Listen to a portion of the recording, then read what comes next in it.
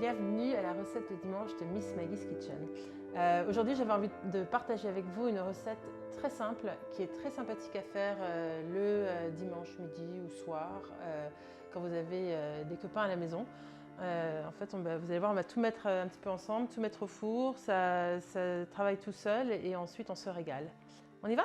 Pour cette recette, il nous faut des cœurs d'artichaut, des épinards, du cream cheese, de la mozzarella, du gouda, du parmesan, du sel, du poivre, du piment de Cayenne, des pignons, de la mayonnaise, un citron, une échalote, une gousse d'ail et des oignons nouveaux.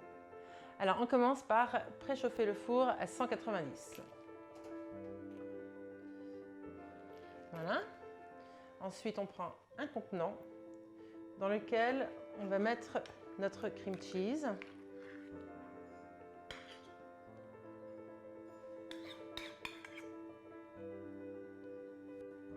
Voilà.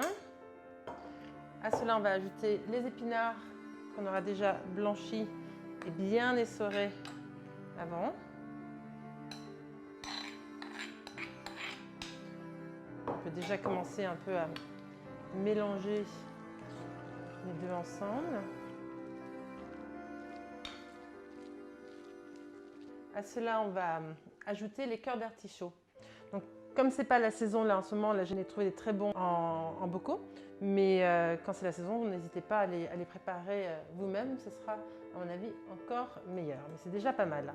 On va les couper en petits morceaux, on va les hacher grossièrement. Et alors là, cette recette, c'est une recette que vous pouvez vraiment, comme je le disais, préparer à l'avance, vous pouvez faire la veille et la réchauffer juste quand vos amis arrivent. Donc, tout ça, on le met avec le mélange d'épinards et cream cheese. Hop. On va ajouter la mozzarella, donc qu'on va couper en tout petits morceaux aussi.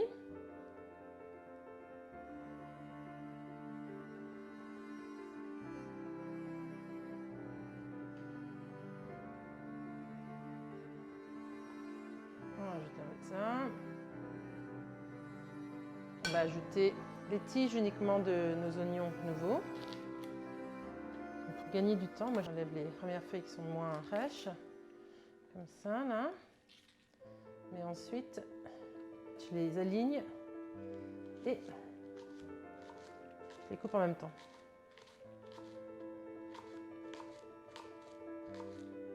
On va faire la même chose avec notre échalote. Alors celle-là est très grande, donc je pense que je vais mettre qu'une moitié, parce que sinon ça va être très très fort. Donc en fonction de la taille de votre échalote, soit vous mettez une moitié ou une entière, ou si elles sont vraiment petites, vous pouvez mettre deux petites. C'est selon vos goûts aussi. Alors voilà, on a ajouté nos échalotes, on mélange de nouveau. On va ajouter l'ail. Une gousse, c'est suffisant. Pour le gouda, ce qu'on va faire, c'est qu'on va utiliser un économe pour faire des copeaux. Trouver un bon gouda qui apporte aussi un goût qu'on trouve peut-être moins souvent pour l'apéritif comme ça. Voilà. On mélange.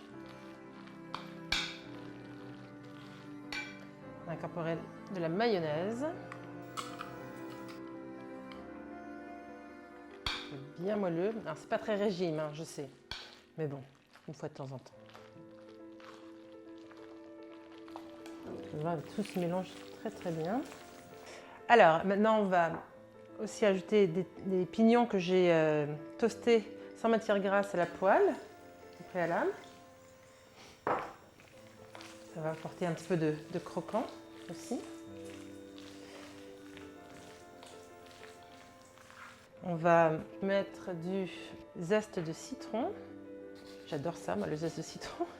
Je pense que si vous connaissez un peu mes recettes, vous voyez que j'en mets un petit peu à toutes les sauces. Maintenant, on va assaisonner. Alors ça, c'est vraiment un peu selon vos goûts. On va mettre une pincée de sel, mais je vous encourage vraiment à goûter et voir vous si vous préférez plus salé, plus poivré. On va mettre un peu de poivre, plus relevé. On met un petit peu de piment de Cayenne aussi. On mélange une dernière fois. toutes les saveurs se marient bien ensemble. Alors maintenant, il faut prendre un plat, pas trop grand, hein, que vous avez à la maison, et on va tout mettre dans ce plat. Et on va juste parsemer de parmesan. Hop, et on enfourne pour 20-25 minutes. Alors, pour que ce soit un peu plus joli, j'ai voulu le changer, le mettre dans un autre contenant, un peu plus inattendu peut-être, mais je trouve ça quand même un peu plus chouette. Décaler les choses. Regardez-moi tout ce fromage fondu à l'intérieur.